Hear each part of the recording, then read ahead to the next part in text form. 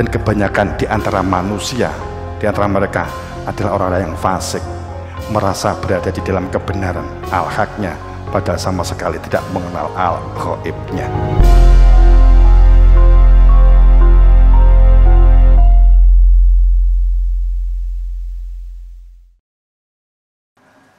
Makanya kita tandur, ya karo gremeng gak apa-apa.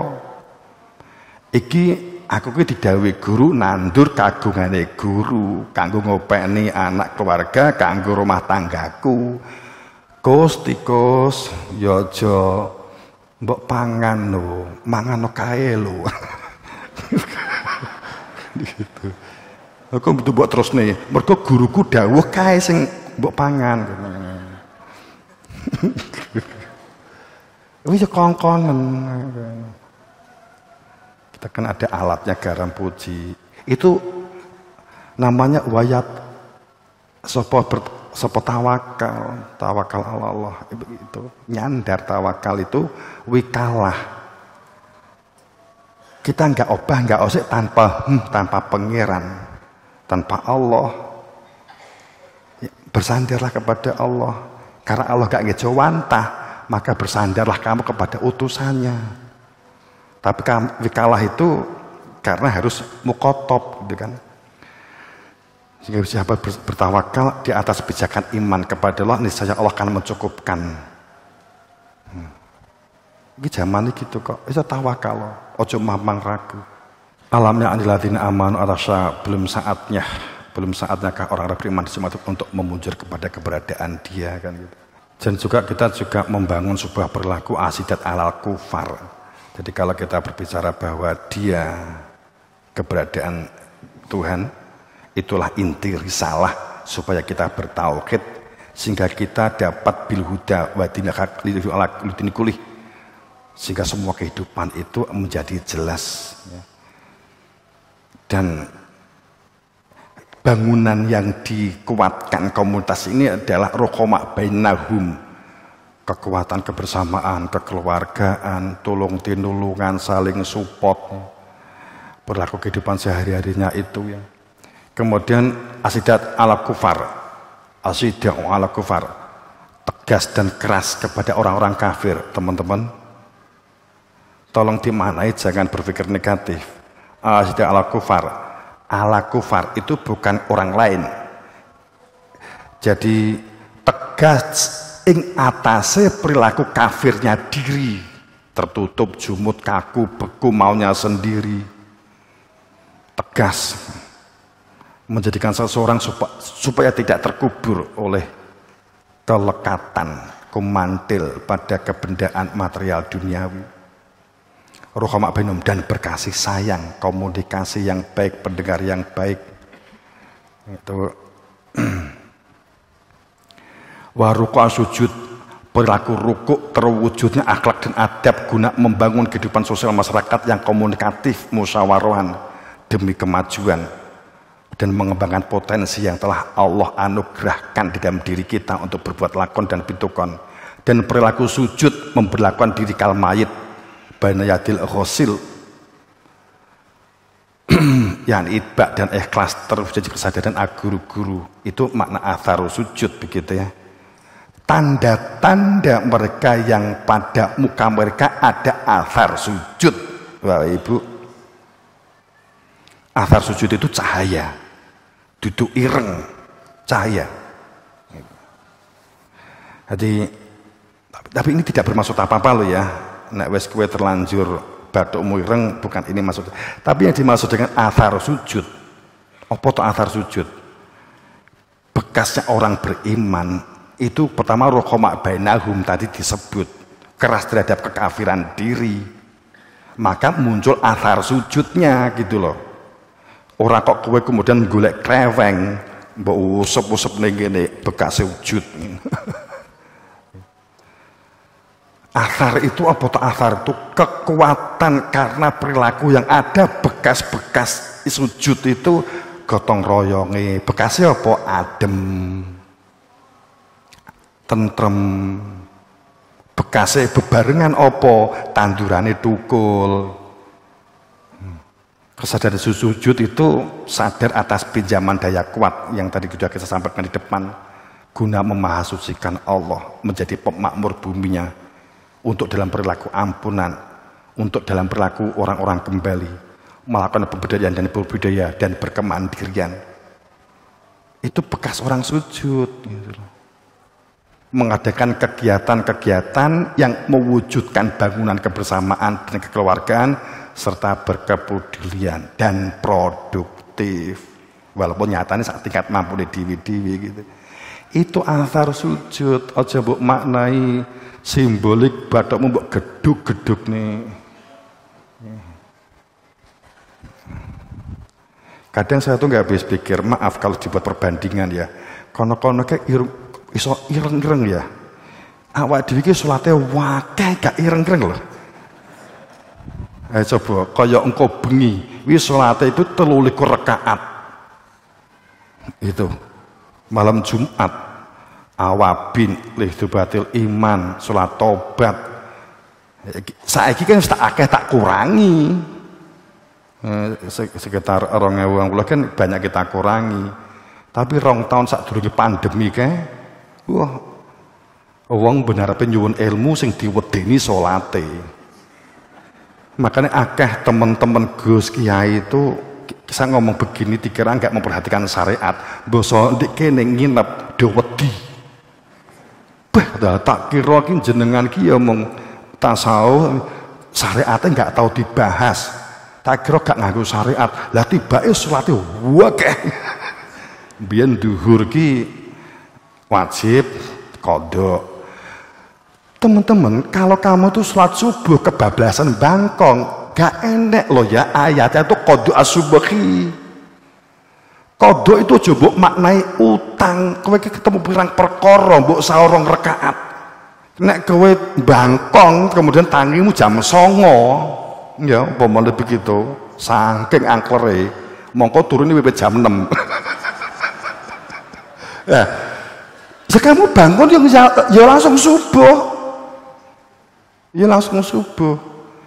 Ada kelompok tertentu usoli itu bid'ah sehingga nggak pakai usoli. Itu sebenarnya ada sesuatu sebenarnya menantikan panjang. Tapi kodok itu maknanya bukan nyaur. Kodokan itu maknanya apa sih? Mendatangi atau nyatake. Tapi kodokan itu mendatangi atau nyatake mergo duwe guru. Itu mana kodok gitu loh. Nanti subuh telat ya tetap subuh ya fardhu subuhi. Orang nyembah srengenge kok. Ora sing disembah duduk srengenge. Saya pernah sholat mampir di masjid, kemudian maghrib, kemudian Mas, kita kan wis maghrib kok sik sholat apa Mas? Asar. Loh, lha iki maghrib, kula mboten nyembah srengenge kok. Ya terserah maghrib apa kalau sholat. Nah, itu kan Gusti lah perso iki di asar apa di maghrib ya terserah.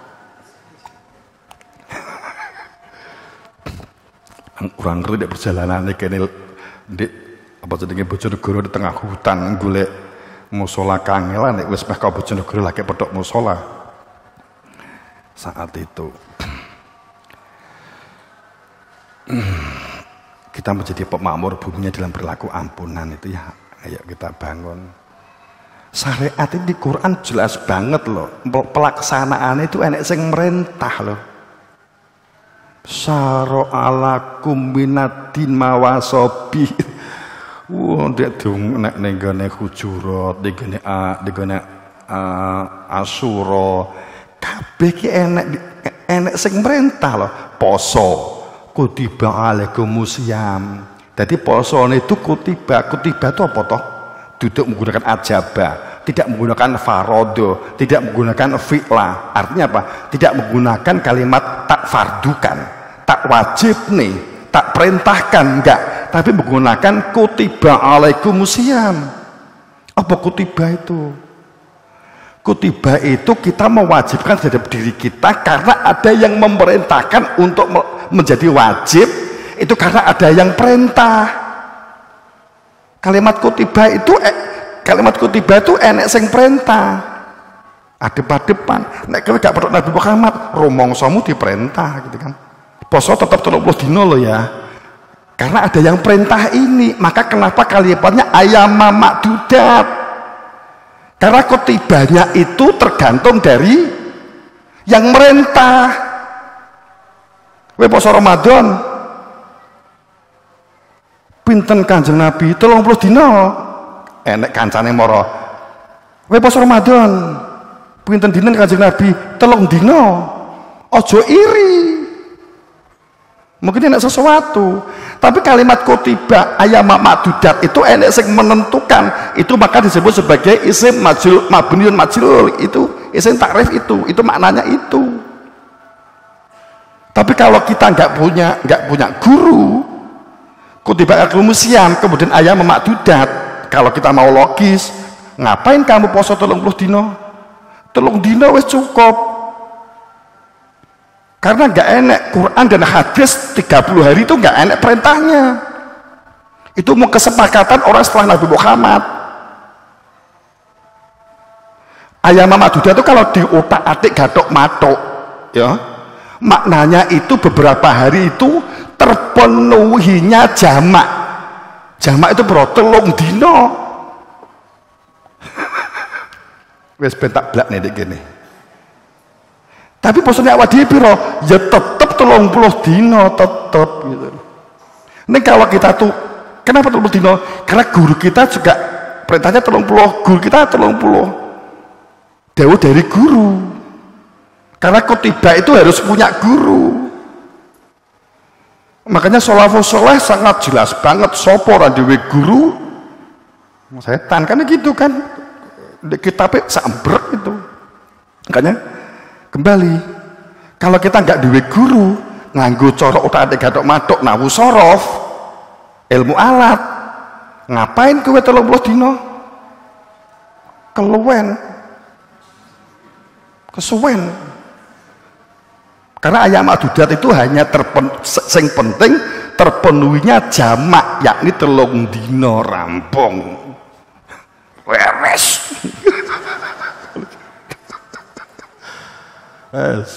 Ini kata kalau kita ngomong sorof, tapi kita pedoman kita bukan alat ini.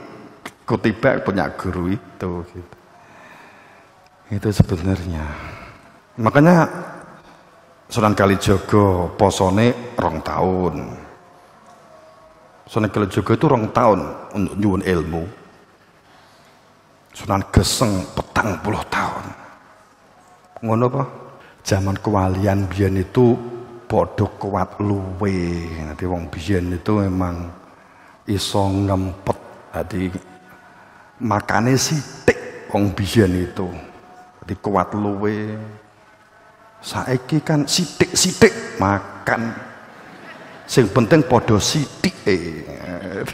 Kono makan sithik, kita sithik-sithik makan. Jenenge mujadah tuh ngempet. Tapi di kewareken ya kan gitu tuh.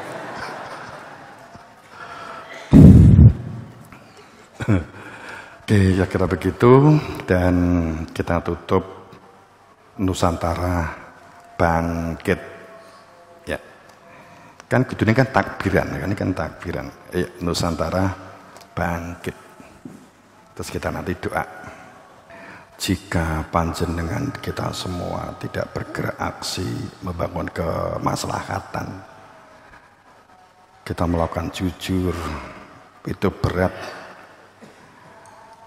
pada saat kita hanya dalam orientasi kelekatan kepada dunia. Jujur, sabar dan tawakal kita bangun dalam membangun komunitas yang harmonis, solid, komunikatif, kita bangun, monggo. Cara mendidik, cara komunikasi, kita bangun sebaik-baiknya. Peluang kita untuk membangun sebuah tatanan yang baldatun thayyibatun wa rabbun ghafur, yang baik. Saat kita melihat tatanan yang tampak tidak harmonis, kita nggak perlu ngeluh. Ayo, kita menapakkan sayap, memijakkan ke dalam bumi, bergerak dalam aktivitas menjadi soleh-solehkah untuk melakukan maslahah. Dunia sedang prihatin, di semua negara juga sedang mengalami krisis mental semua. Karena sebenarnya tanpa dengan sekat batas bangsa dan negara A, negara B, suku A, suku B itu sebenarnya hanya administrasi, hanya nomenklatur. Tapi perilaku kehidupan sosial tidak seharusnya terjadi benturan, sama-sama penduduk bumi. Komunitas ini, komunitas yang sekarang kayak kita asumsikan carut marut, enak peperangan, persaingan, seharusnya adalah kolaborasi, kebersamaan. Saat itu yang dibutuhkan, yang dibangun. Negara di masa lalu yang sudah terwujud itu adalah di zaman Nabi Idris. Tapi kita kan ini hanya informasi. Dan di zaman Atlantis. Atlantis itu ada 3 kali. Atlantis 1, Atlantis 2, dan Atlantis 3. Atlantis yang sangat maju itu Atlantis kedua. Itu ada pada saat 120.000 tahun sebelum Nabi Adam. Atlantis pertama itu 432 sampai 520 sebelum Masehi, antara ini. Tapi itu ribuan jaraknya, sampai 700, jadi sekitar cukup lama. Itu keharmonisan. Apakah ini akan terwujud di masa-masa yang akan datang? Tadi saat saya masuk, saya ada tim yang membawa hujah media. Orang mengatakan pusoko itu bukan adat Jawa. Jawa itu sebenarnya sangat kuno banget sebenarnya ya. Itu hujah. Bapak Ibu yang berbahagia, kalau yang kita bawa tadi itu imam yang ke-7 di muka bumi. Kemudian berarti di situ apa sudah ada penduduk? Sampun, sudah. Quran tidak pernah menyebut Nabi Adam sebagai khalifah pertama, apalagi manusia pertama. Tidak pernah menyebut. Kalau sekarang ada ungkapan Nabi Adam manusia pertama, itu walau a'lam, begah Allah tahu, wa manusia a'lam bisawab, nasul a'lam bisawab. Itu sebenarnya itu, dan hujah-hujahnya sebenarnya ada, hujah-hujahnya ada. Itu bagian dari rahasia. Banyak hadis mengungkap bahwa pada saat kebenaran diungkap, mohon maaf, tentang Satrio Beninggit Imam Mahdi itu kan membongkar sejarah, meluruskan agama. Saat saya jok Imam Mahdi muncul itu ngembrok di gereja, ngembrok di masjid, itu udah protes rawawi, saya dibully banyak. Padahal yang saya maksud bahwa namanya masjid itu bukan perkara bangunan. Masjid itu maksudnya itu yang pemahaman ini diruntuhkan, bukan masalah masjid bangunan, bukan masalah gereja bangunan, bukan masalah bangunan, bukan masalah candi bangunan, tapi adalah dadanya sendiri-sendiri. Inilah sesungguhnya masjid, tempat sujudmu kepada Tuhan. Sehingga akibat bahwa tempat sholat omai Gusti Allah itu masjid, akhirnya jor-joran gawe masjid. Tapi masjid sing begini dodo panggah diingu regep, gak tau disaponi, iri dengki pamer. Apa gunanya masjid megah kalau najisi dipindah di hati? Kan gitu toh. Itu sebenarnya, jadi itu sebenarnya adalah hujah, ya hujah. Saya kira begitu, kita bangun bebarengannya, kebersamaannya, kekeluargaannya, pinter ngalah, iliki nilean, aja ngingu res-res, nek geding karo konco, karo orang lain, datangi, ajak komunikasi, jangan sampai berkembang menjadi sebuah dendam. Ya. Kalau nggak cocok, jangan dituruti. Itu akan menjadi penyakit dan penghalang kita untuk masuk ke dalam sebuah kebenaran. Sekali lagi, ayo bangun bebarengannya, kebersamaannya, kekeluargaannya, kemaslahatannya, kehidupan sosial yang baik, bagus akhlak, budi pekerti, iliki nilean, musyawarohan. Semoga mendapatkan ber-beran kapangestu Guru Wasito. Dan assalamualaikum warahmatullahi wabarakatuh.